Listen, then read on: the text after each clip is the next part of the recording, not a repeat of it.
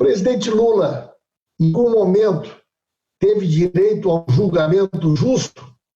E se não teve, deputada, por que razão a gente afirma que ele nunca teve esta oportunidade? Microfone, Margarida, por favor. Obrigada. Então, cumprimentar o deputado Paulo Pimenta, que abre essa nossa live com essa pergunta tão importante.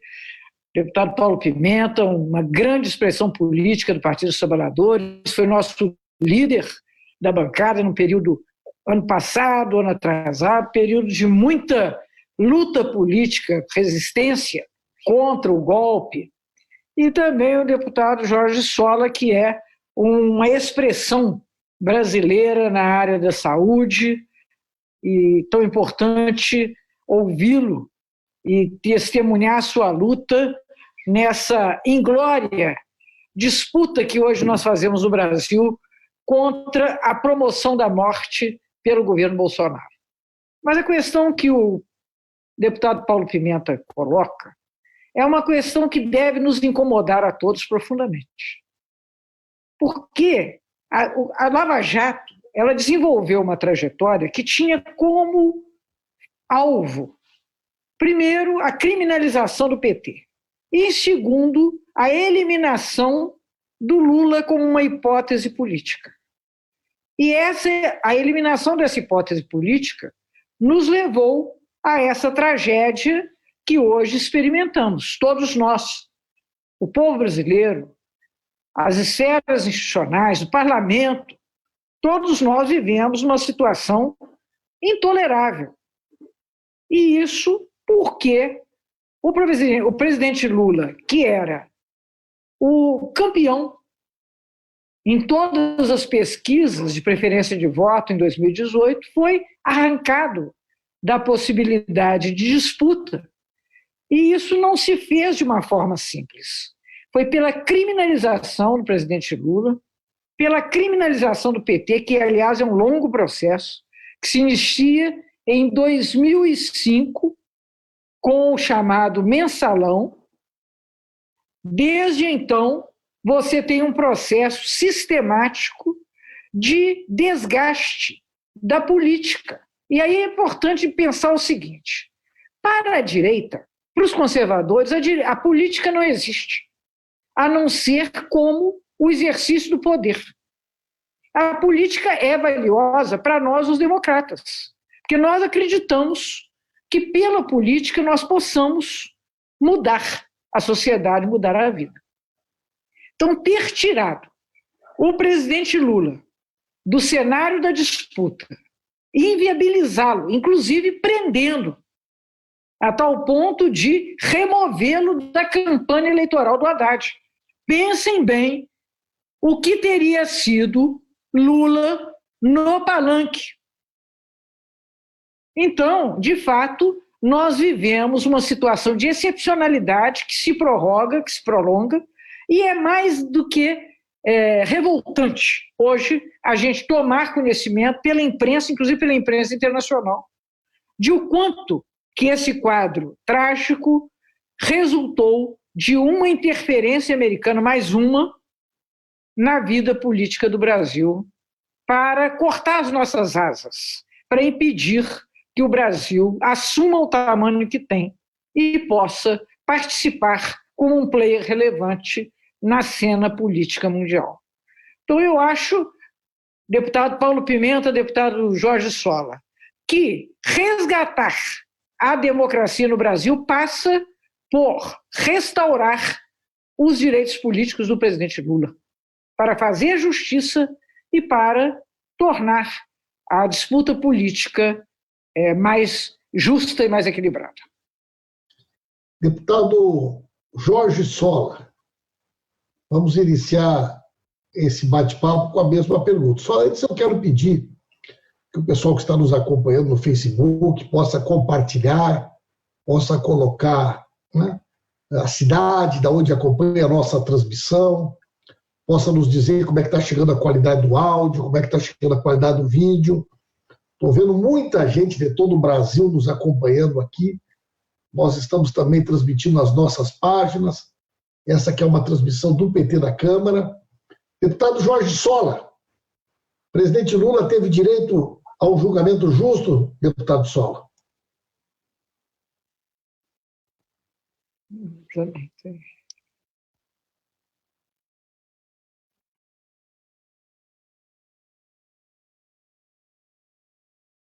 Está sem microfone, Sola. Está sem microfone, Sola. Opa, desculpe. Só da nossos companheiros Paulo Pimenta e Margarida, a todos que nos acompanham. É para nós um prazer compartilhar essa oportunidade de debate aqui com você, que foi líder durante todo esse período de enfrentamento do golpe contra a presidenta Dilma, contra o PT, contra Lula, e nossa companheira Margarida, uma guerreira lutadora aí das causas democráticas e populares. Você está com uma foto bonita aí com o presidente Lula logo atrás de você aí, e obviamente o nosso presidente não teve nada que passasse por perto, Pimenta, diga que se pudesse chamar de justiça ou julgamento justo. Começa pela própria sentença, né? No final do processo, onde o juiz não chega à conclusão de qual crime que ele está sendo condenado. Você imagine, você condena alguém que você não consegue nem definir qual é o crime que está sendo condenado. Um processo que não tem provas. Eu me lembro, eu participei da CPI da Petrobras, logo tinha acabado de chegar, né? Então, o segundo mandato, eu entrei em 2015, e na época a bancada estava definindo quem ia participar da CPI da Petrobras, me chamaram, eu disse, eu sou calouro, acabei de chegar. A pessoa, não, vamos compor alguns mais experientes, outros novos e tal, e participando da CPI da Petrobras. E uma das primeiras polêmicas, Pimenta, foi contratar um escritório de advocacia internacional para rastrear contas bancárias. Fizeram isso porque eles tinham certeza, Margarida, que iam encontrar dinheiro em conta bancária de Lula e de Dilma. Depois de vários meses, os relatórios finais não encontraram nada. Encontraram de Eduardo Cunha, encontraram de José Serra, mas nem de Lula nem de Dilma não encontraram nada. Esse processo da criminalização da política tinha, obviamente, como alvo o PT, o presidente Lula, a presidenta Dilma, né?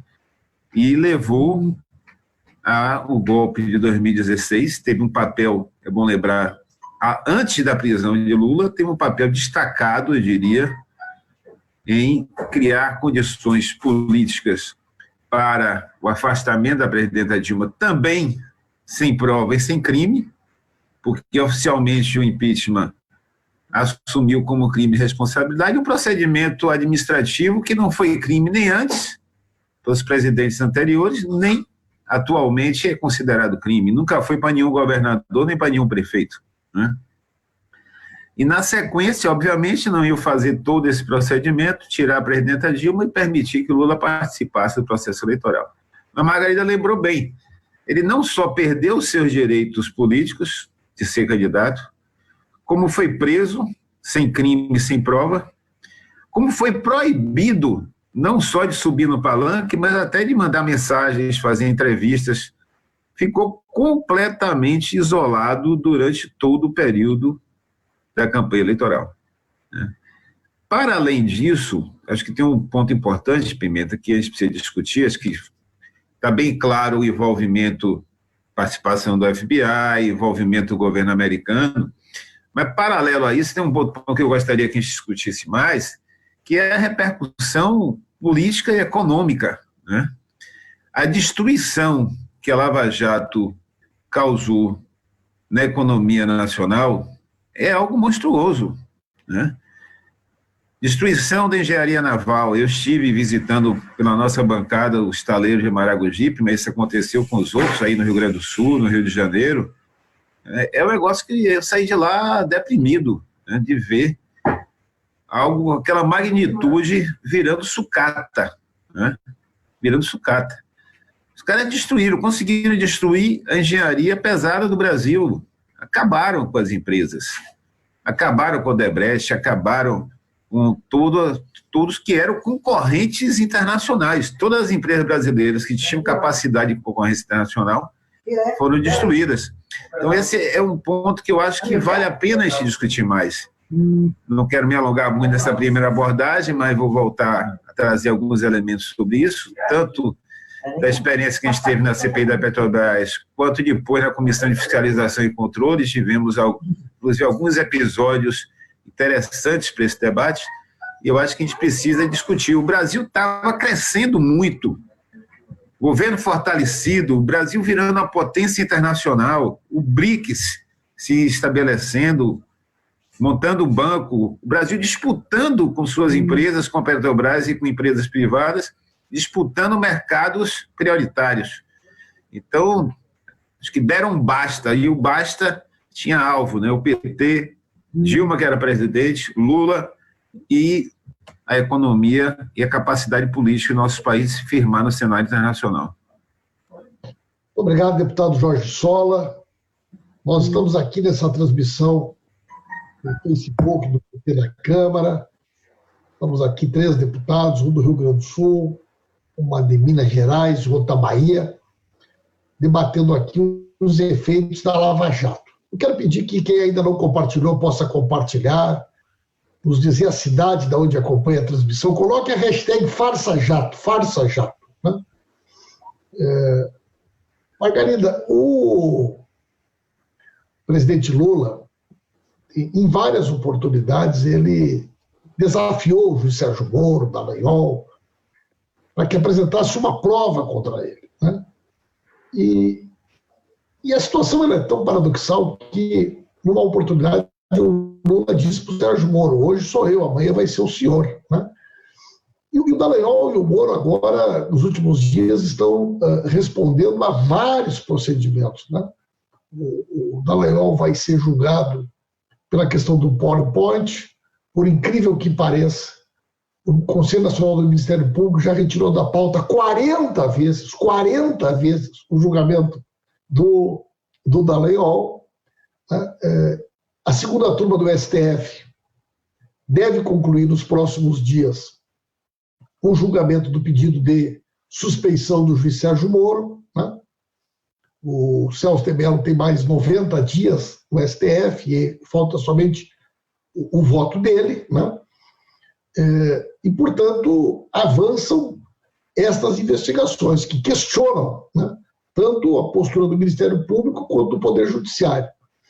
As pessoas nos perguntam muito sobre isso. Quer dizer, será que é possível que, de fato, a gente esteja assistindo uma etapa nova e que possa ocorrer uma investigação para valer sobre a conduta do Sérgio Moro, dos procuradores, e que isso efetivamente possa garantir que a população conheça aquilo que o Intercept mostrou, que é o chamado subterrâneo da Lava Jato, Margarida?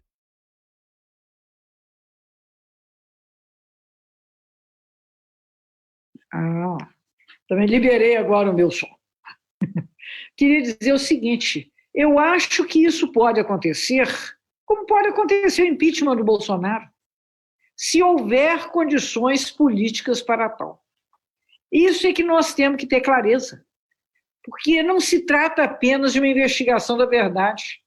Esta precisa de ser dita, precisa de ser defendida, até porque o povo brasileiro merece que a verdade seja enunciada.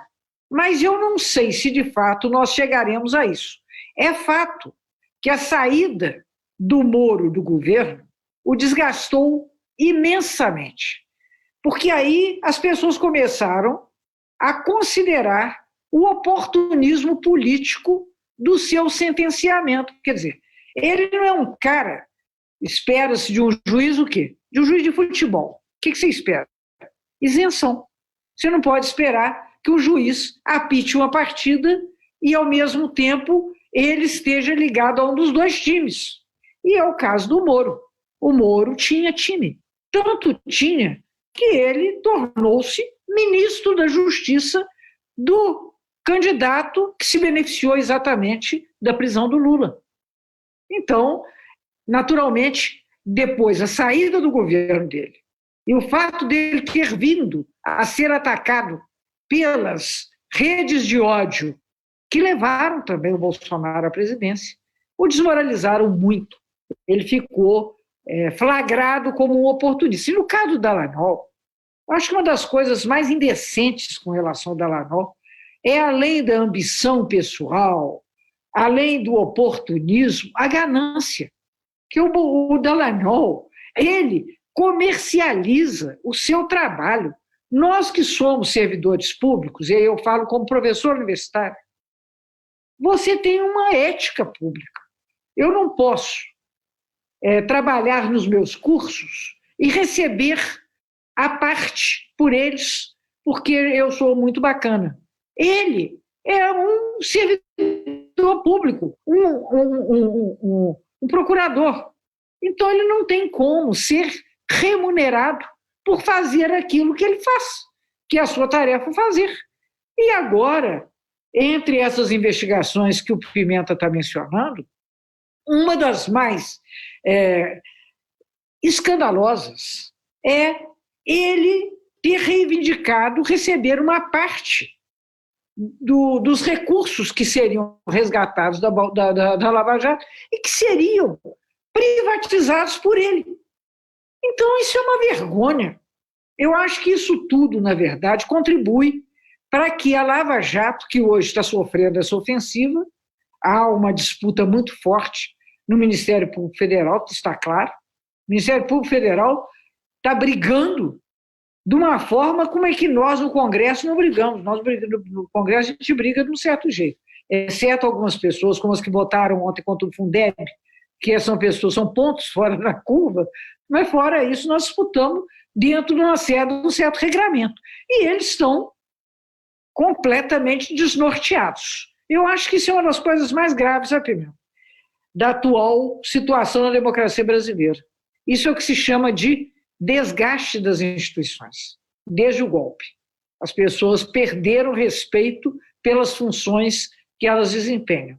E eu acho que a gente pode esperar, quem sabe, um desdobramento que leve a uma retomada dos fatos. Mas eu acho que isso depende imensamente das condições políticas. O Pimenta, você estava fazendo as perguntas, mas eu queria que em algum momento você falasse sobre uma das coisas mais rocambolescas nesse processo todo, que é a participação do Tacla Duran. E como é que o Moro nunca quis ouvi-lo como testemunha. Muito bem, vamos passar para o Sola, depois eu falo um pouquinho sobre isso também. Né? Sola, será que o Conselho Nacional do Ministério Público e o Supremo Tribunal Federal vão ter coragem de julgar os procuradores? E o Supremo vai ter coragem de reconhecer a isenção, a falta de isenção do Moro? Isso significa, na prática, restituir o presidente Lula dos seus direitos políticos. É uma decisão muito relevante. E nós teremos essa decisão nos próximos 90 dias. Esse é um fato de repercussão. Né? O Moro ser considerado suspeito significa, na prática, dar ao Lula o direito a um novo julgamento. O que significa, do ponto de vista objetivo, restituir ao presidente Lula, de forma plena, os seus direitos políticos. Será que eles terão coragem para isso, Sola? Sinceramente, do ponto de vista do Conselho Nacional do Ministério Público, eu não espero nada que possa ser efetivamente feito no sentido de recuperar a justiça e, inclusive, julgar os crimes cometidos por essa turma de Curitiba. Não espero. Né? No Supremo ainda tenho alguma esperança. Só que você sabe muito bem, mais até do que nós, o perfil de cada um dos juízes do Supremo, de cada um dos ministros do Supremo. E, obviamente, os julgamentos não são isentos da política. Né?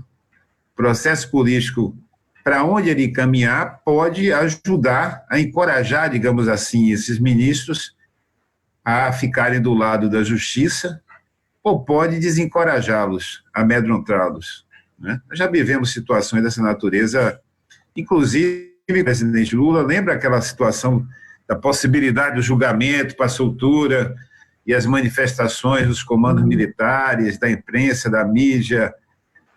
Obviamente, todos as cortes, inclusive o Supremo, sofrem as pressões externas, e pressões muito fortes, diria, né? Por parte da grande mídia, por parte dos comandos militares. Mas é muito claro, né, que não houve nenhum processo de isenção. Até nas reportagens que foram divulgadas pelo Intercept, você lembra aí, né? Os procuradores falavam abertamente em atuar para impedir a vitória eleitoral do PT. Falavam abertamente. Todas as gravações que foram colocadas à nu mostram elementos dessa natureza, né? O juiz Sérgio Moro, ele atuava de forma secreta e antiética com os procuradores. Você imagina, isso é coisa básica, eu não sou especialista no direito, não é minha área, mas você pensar que os procuradores trabalhavam associados com o juiz para condenar o cidadão, né? Bastaria isso para anular qualquer processo em qualquer corte. Como Margarida falou, o juiz tem que ser isento. Se fica claro, comprovado como foi, que o juiz era tão parte da acusação quanto era o Dallagnol e os outros procuradores, isso por si só já seria suficiente para anular qualquer procedimento com essa natureza.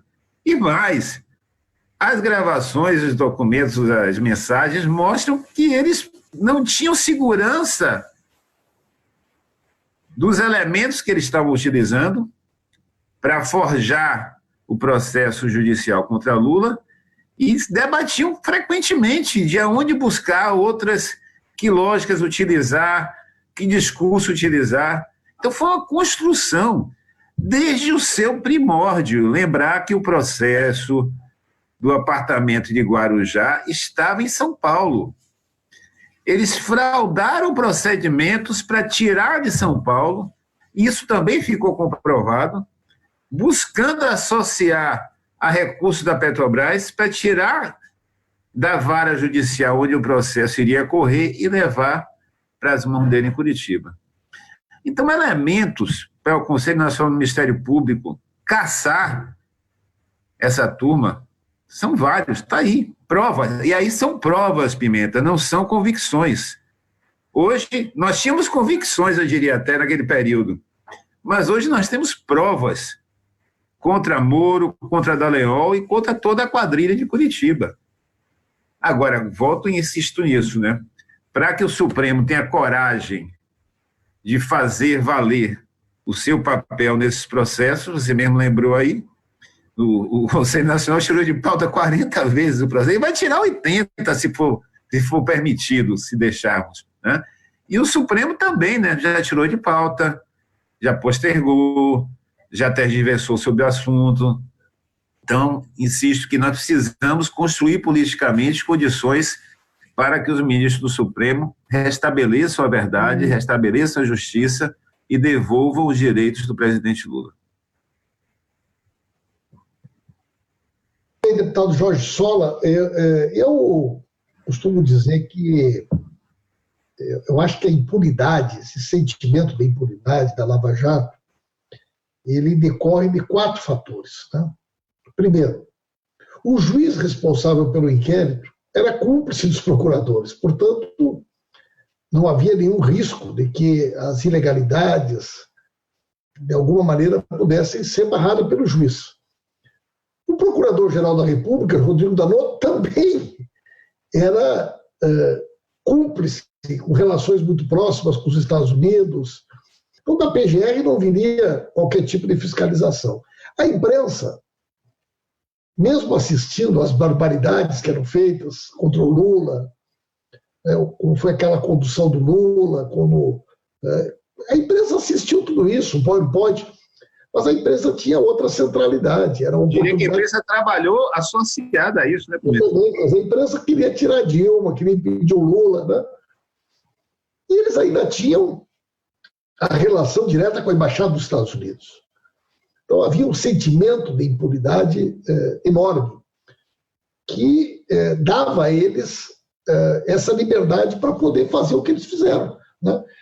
Quer dizer, o Ministério Público firmava acordos internacionais em nome do Brasil, né? Recebeu uma doação de 2,5 bilhões de reais. Quer dizer, os americanos deram 2,5 bilhões de reais nosso para os procuradores. E o dinheiro tinha que ficar em Curitiba. E que tinha que ser criada uma instituição lá, que ia gerir o dinheiro, que ia ser usado para pagar palestras, cursos. E foi um mecanismo que eles encontraram para poder fazer com que o dinheiro chegasse no bolso deles, né? Então, uma coisa escandalosa demais, né? No dia de hoje, teve uma decisão muito importante, gente. O TRF4 hoje negou um pedido da defesa do presidente Lula para anular a delação da Odebrecht, né? Não é nenhuma surpresa o TRF4 ter tomado essa decisão. Mas o fato é curioso, Margarida, porque ele tem muito a ver com o Táquila Duran, né? 77 delatores da Odebrecht. A Odebrecht alugou um hotel em Brasília. Quem viu aquele filme do Poderoso Chefão vai lembrar daquelas convenções da máfia que eles faziam, né? Então, a Odebrecht alugou um hotel em Brasília e instalou cerca de 100 pessoas. E dessa convenção dos delatores, saiu a delação da Odebrecht. São 77 delatores, uma espécie de um jogral, e cada delator, no acordo que firmou com a Odebrecht, receberá 15 anos de salário. Alguns deles recebem 100 mil por mês. Então, a profissão do cara, delator. O executivo que aceitou delatar dentro da estrutura da delação completa, quem denuncia isso não somos só nós, o próprio Marcelo Odebrecht denuncia isso, né? Esses executivos serão remunerados durante 15 anos. Isso não é delação. Delação é um ato espontâneo, né? Então, a defesa do presidente Lula questiona, isso é uma delação? O doutor Cristiano perguntou para várias dessas pessoas, em audiências, o senhor confirma tal coisa? Ele dizia assim, se está escrito aí eu confirmo, mas fala com o meu advogado. As pessoas não sabiam o que estava escrito na delação delas, né? E o Táquila Duran, ele estava nesse convescote, ele participou dessa convenção, né? Só que ele não aceitou ser delator. Como ele tinha dupla cidadania, isso possibilitou que ele fosse para a Espanha. Ele não quis ser delator. E a partir do momento que ele foi para a Espanha, então ele inicia uma série de tratativas com o Zucoloto, que tinha sido sócio da mulher do Moro, com o Carlos Fernando. Eu li esses documentos. Eu tive em Madrid com o Vadir, nós tivemos com o Táquila Duran. Eu vi os e-mails que foram trocados com o Carlos Fernando. Eu vi a troca de mensagens com o Zucoloto, né? O número da conta onde o dinheiro foi depositado, né? A negociação diz, olha, mas se pagar tanto, consegue reduzir a pena, consegue deixar uma situação mais simples. Olha, tu sabe como é que é, né? Depende de quem é que for encaminhar, tu tem que escolher um advogado que tenha trânsito, tudo isso está documentado. Em 3 oportunidades, nós fomos na PGR pessoalmente, entregamos essa documentação para a doutora Raquel Doge, pedimos que fosse investigado, ela nunca investigou. Não é que ela investigou e concluiu que não era verdade, ela não investigou. Ela não investigou.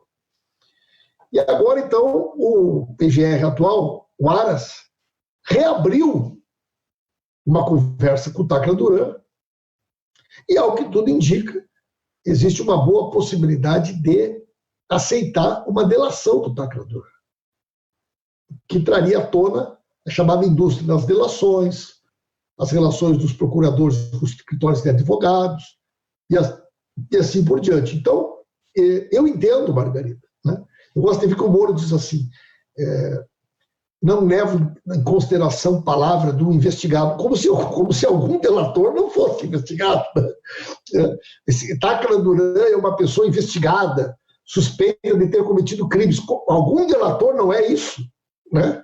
Quer dizer, então, o Moro, segundo o Moro, as palavras do Táquila Duran não servem como o elemento fático contra ele, porque se trata de uma pessoa investigada. Todos os delatores são isso. Agora, para ele, não serve. Então, eu acho assim que nós protocolamos hoje, inclusive, uma representação pedindo que sejam reabertos aqueles 3 procedimentos arquivados pela Raquel Dodge. E eu acho que esse elemento do Tacla Duran pode sim, Margarida, né, trazer fatos novos que possam, inclusive, levar a uma responsabilização criminal. Eu acho que o Moro, o Dallagnol, essa turma, eles cometeram muitos crimes, né? Essa turma, gente, é tão perversa essa história. Eu tenho 2 episódios, não quero falar muito aqui, mas tem 2 episódios que, para mim, que são reveladores assim, do caráter dessa gente, né? O primeiro deles é a história do outdoor.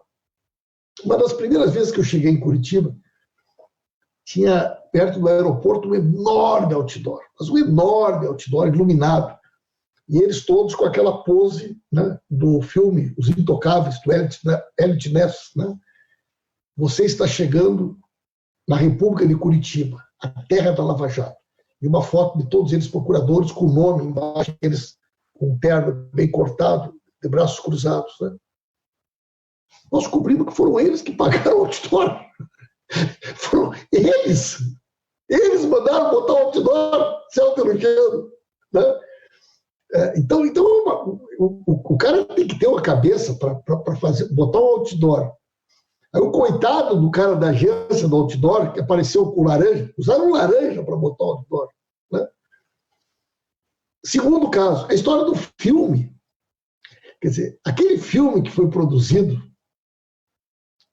até hoje, a Polícia Federal e a Justiça nega informar quem financiou o filme, quem pagou o filme, quem autorizou as locações, quem da Polícia Federal emprestou viatura, uniforme, avião, né? Como que eles tiveram acesso às dependências da Polícia Federal, às dependências do local onde as pessoas estavam presas, né? Então, os caras mandaram fazer um filme se autoelogiando, né? São tratados como os... Então, tu vê que do ponto de vista psicológico há um distúrbio, Margarida, né? Que, num determinado momento, terá que ser também analisado, Margarida.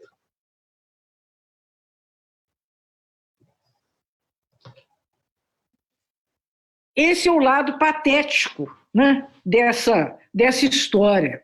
Ela é uma história tão complicada que eu acho que um desafio enorme que nós temos é torná-la compreensível para a população brasileira, para o povão, para as pessoas entenderem como é que elas foram perversamente enganadas. Isso é fundamental não só para fazer justiça ao Lula, para poder restabelecer o ambiente democrático, mas também eu vou dizer por quê. Porque num país em que você politiza dessa forma o judiciário, você desequilibra por completo todas as relações do direito. Então isso, eu acho que é um assunto para nós nos preocuparmos gravemente. Porque o que o Lula falou com o Moro, ele estava coberto de razão. Hoje sou eu, amanhã é você. Mas aí eu também posso pensar, e depois de amanhã sou eu. E daqui a 4 dias é o Pimenta. Quer dizer, não tem como. Estado de Direito é aquela em que o cidadão se sente seguro, aquela velha frase. Quando alguém bate na sua casa de manhã cedo, você pensa que é o leiteiro, né? Que não há de ser a polícia que está entrando na sua casa sem você saber. Então, eu acho que essa situação toda é um desafio muito grande para nós, que somos deputados, que estamos na esfera política, tornar essa narrativa uma narrativa compreensível, porque ela parece uma série dessas que a gente vê na televisão. É uma coisa impressionante. Eu vim a saber recentemente que tem um promotor americano, que lá é muito contestado nos Estados Unidos, Andrew Weissmann, que foi quem treinou esses procuradores da Lava Jato, com esses métodos de comprar delações. Porque isso, por exemplo, que o Pimenta acaba de relatar, não é obter a delação, é comprar uma delação. E isso definitivamente contamina todo o processo da justiça. Então, eu acho isso uma coisa muito grave. Eu estive com o Sola numa CPI, ano passado, a do BNDES, que também era uma coisa escandalosa, porque, primeiro, não se tratava de investigar, tratava-se de expor, né, uma situação que, na perspectiva lavajatista, era a realidade. Isso era difícil de você lidar, porque eles não tinham prova de nada e faziam acusações pesadíssimas, por exemplo, com relação ao BNDES, que é um dos instrumentos mais importantes para produzir uma política econômica soberana no Brasil. Acho que o Sola se lembra, quando falava a palavra campeão nacional, isso era a mesma coisa que falasse o nome do capeta. Era um negócio perigoso. Então, eu queria fazer esse comentário, porque é um negócio impressionante. O Sola talvez pudesse falar um pouco a respeito disso. Sola. Então, Margarida lembrou bem aí. A destruição que eu me referi no início chegou ao ponto de destruir uma política importantíssima para a economia nacional, uma política de apoio às empresas nacionais em contratos fora do Brasil. Isso foi criminalizado também. Algo que é essencial, todos os grandes países praticam. A CPI do BNDES, Margarida comentou aí, Pimenta, ela começou com a tese que o presidente Lula viajava com uma mala de dinheiro e entregava para os amigos dirigentes de outros países que ele tinha interesse de apoiar. E esse dinheiro saiu do BNDES. Durante todas as audiências, foram ouvidos todos os ex-presidentes do BNDES vivos. Só não viram os falecidos, mas todos os vivos foram ouvidos. E todos disseram a mesma coisa, que o financiamento era para equipamentos, serviços dentro do território nacional, para que as empresas brasileiras tivessem competitividade para pegar contratos fora do Brasil. E que economicamente era vantajoso para o BNDES, inclusive, porque pagava em real e recebia depois em dólar, além dos juros e toda... Começaram e terminaram do mesmo jeito. Quer ver outra coisa interessante nessa linha? Voltando à CPI da Petrobras, é bom lembrar sempre que a Lava Jato surgiu com a tese que havia corrupção na Petrobras, que foi puxado o fio lá dos doleiros. Lembram disso? Essa coisa foi uma bola de neve tão grande que às vezes se perde até o que é a Lava Jato. É uma força-tarefa para investigar a corrupção da Petrobras a partir do que foi identificado em lavagem de dólar, certo? Na CPI da Petrobras, ficou patente que os delatores, você falou dos delatores da Odebrecht, nós ouvimos alguns, ficou patente, Pimenta, eles estavam proibidos pelos termos de delação a falar qualquer coisa anterior a 2003. Isso ficou, está lá, deve estar gravado nos anais da TV Câmara, porque todas as audiências foram gravadas. Não foi mais de uma ocasião onde nós cobrávamos informações anteriores a 2003 para mostrar que aqueles crimes praticados na Petrobras não tinham iniciado em 2003, eram anteriores, e da mesma forma com a Odebrecht, e tanto ex-dirigentes da Petrobras que foram presos e condenados, né, considerados culpados, com provas, quanto os da Odebrecht diziam claramente que não podiam perder a delação premiada, que perderia, estava ameaçada a sua delação, se falassem sobre procedimentos anteriores a 2003. Quer ver mais? Durante o período da CPI da Petrobras, acho que Pimenta deve estar lembrado disso, um grupo de ex-funcionários da Odebrecht, Margarida, nos ligou, me procurou e disse, como eles são baianos e moram aqui na Bahia, né? O escritório da Odebrecht é origem aqui na Bahia, me procuraram e disseram, Sola, você está lá na CPI da Petrobras, nós temos um vastíssimo material mostrando que a metodologia da Odebrecht de corrupção envolvendo políticos foi originária muito antes. Gente, os caras me entregaram uma pasta desse tamanho de material, com recibos, transferências bancárias para paraísos fiscais, vastíssimo, e até um livro de código com o apelido de cada um dos mais de 400 agentes políticos nas décadas de 90. Só da família Sarney, os 3 filhos, só da família Sarney. Dirigentes, governadores, prefeitos, deputados, da época, e até dirigentes de Angola, do Peru. Esse material, nós digitalizamos todo ele, levamos à CPI. Nada, zerado. Não foi para lugar nenhum. Nós entregamos para a mídia. 2 grandes jornais nacionais me responderam que estavam, por força do editor, proibidos de utilizar em qualquer reportagem. Em qualquer reportagem. Nós levamos para a Polícia Federal e pedimos às pessoas que entregaram a documentação se prontificaram a ser ouvidas. Nós levamos à Polícia Federal e cobramos que fossem ouvidas as pessoas. Nada.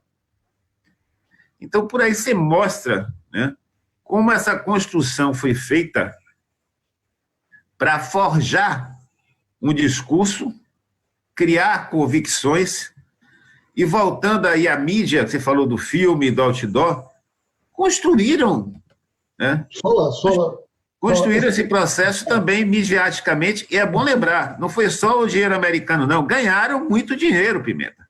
As palestras até hoje, né, milionárias que foram feitas e que foram proibidas de anunciar os valores e os contratantes. Essa história que o Sola traz é uma das questões mais importantes da tese da defesa do presidente Lula. Né? A Odebrecht, ela tinha um arquivo, né, um sistema que ficava hospedado na Suíça, onde eles tinham um sistema, né, e tinham uma rede interna de comunicação, como se fosse uma espécie de WhatsApp deles, né, onde todos eles se comunicavam. Né? Então, o MyMD e o Dreyfus. Né? O Dreyfus era a rede deles interna. Todas as acusações contra o PT, contra o presidente Lula, elas foram extraídas dessas planilhas. Né? Mas a planilha original, da onde estas informações foram extraídas, nunca foi vista por ninguém. Né? Quer dizer, a defesa do presidente Lula, em inúmeras oportunidades, ela pede o quê? Não, nós queremos ter acesso à planilha da onde vocês extraíram essas informações. Né? Nós queremos... Por quê? Porque, onde é que vocês tiraram isso? Não, isso aqui foi extraído de uma planilha. Não, mas nós não podemos mostrar a planilha. Né? Então, nós acreditamos que no Supremo Tribunal Federal esse direito será concedido. E por que essa planilha nunca apareceu só? Né? Essa planilha nunca apareceu por quê? Porque o dia que a planilha aparecer, ficará evidente, primeiro, que não era uma coisa do PT. Não vai aparecer Lula, mas vai aparecer muita gente que eles não querem que apareça. Governadores, prefeitos. Muitas pessoas dizem, era impossível a Odebrecht ter um esquema como tinha, sem ter ramificações do Tribunal de Contas, do STJ, da Justiça, dos TRFs, né? No Supremo Tribunal Federal. Então, o dia que o sistema for aberto, com certeza essas planilhas dos anos 90, todas elas estão lá. Né? Então, é uma construção perversa, né? Que efetivamente demonstra esse caráter da Lava Jato ser um projeto de poder. E não tenha dúvida, gente, eu tenho conversado muito, conversei com o pessoal da Argentina, do Equador, da Bolívia, da Venezuela, né? Todos eles contam uma história igual. O juiz foi para os Estados Unidos, fez curso nos Estados Unidos, procuradores foram treinados nos Estados Unidos, né? Se utilizaram de um processo de criminalização. Ontem, no Equador, né, eles querem impugnar uma das principais lideranças da oposição. Na Bolívia, a mesma coisa, para que eles não possam concorrer. O candidato que está liderando todas as pesquisas. Né? A Cristina Kirchner teve que ser vice com o risco de ser impugnada. Então, as digitais da presença dos Estados Unidos A gente nunca pode esquecer, gente, o primeiro projeto votado depois que a Dilma foi afastada foi a mudança das regras de exploração do pré-sal, que era um projeto do Serra e que havia tratativas com a Hillary Clinton naquela época, dizendo o seguinte: olha, não participem dos leilões, porque a lei vai mudar. Primeiro eles achavam que o Aécio ia ganhar a eleição para mudar. Quando o Aécio não ganha a eleição, os e-mails, o Wikileaks divulgou: não participem dos leilões, aguardem que nós vamos mudar a legislação. Mudaram a legislação. E 30 dias depois da Dilma ser afastada, a regra da exploração do pré-sal foi mudada e os americanos puderam voltar a participar dos leilões. Então, isso aí é crime contra a soberania nacional. Esses caras têm que ser julgados por traidores. Né? É um crime contra a pátria. Um crime contra a pátria. Aí as pessoas dizem: mas o que eles ganharam em troca? Primeiro, o acordo helenista da Odebrecht é um segredo de Estado. Até hoje nós não sabemos. Mas acredita-se que tem um outro fundo, tipo esse da Petrobras, do acordo da Odebrecht. Né?